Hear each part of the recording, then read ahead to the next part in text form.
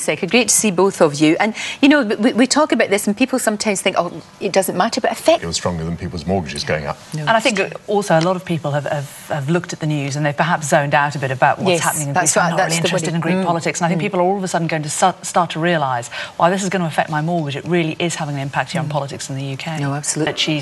That they have to cut by 20% and that is what they have to do. She said to them, you know, you're not being picked on. And she was pretty stern with them. Yeah. They argue that 20% cut is going to affect frontline policing. But I think, you know, she gave a pretty strong performance. Yeah. It can't have been easy sitting there for 2 hours. That's a fair point. That is a fair point. 11 years of your life, you know? Can't. But also I feel for SAS Kasahun's family, he's the boy that was killed. Of course. You think they have sat and watched somebody serve 7 years in prison and they're now thinking, presumably, well, who did kill our son? Exactly. We haven't got answers. Boxes, or is it...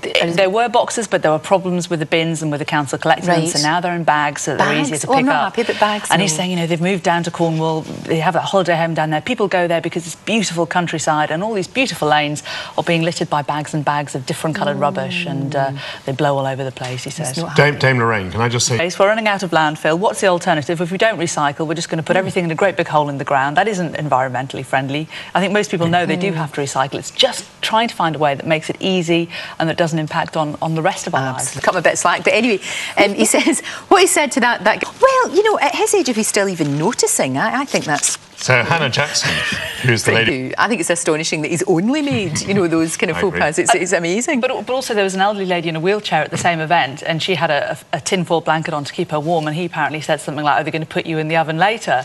And her family said she was absolutely delighted. She just made her day. And you sort of wonder now whether people are actually going to these events and hoping that he perhaps, you know, and they've got makes to say something other than... incredible body for a 74-year-old. To be fair. She has had help, she's admitted to it. But she's on her 24th fitness video, so you think, although she has had help, she's obviously actually still out there active, exercising, looking amazing. Extraordinary.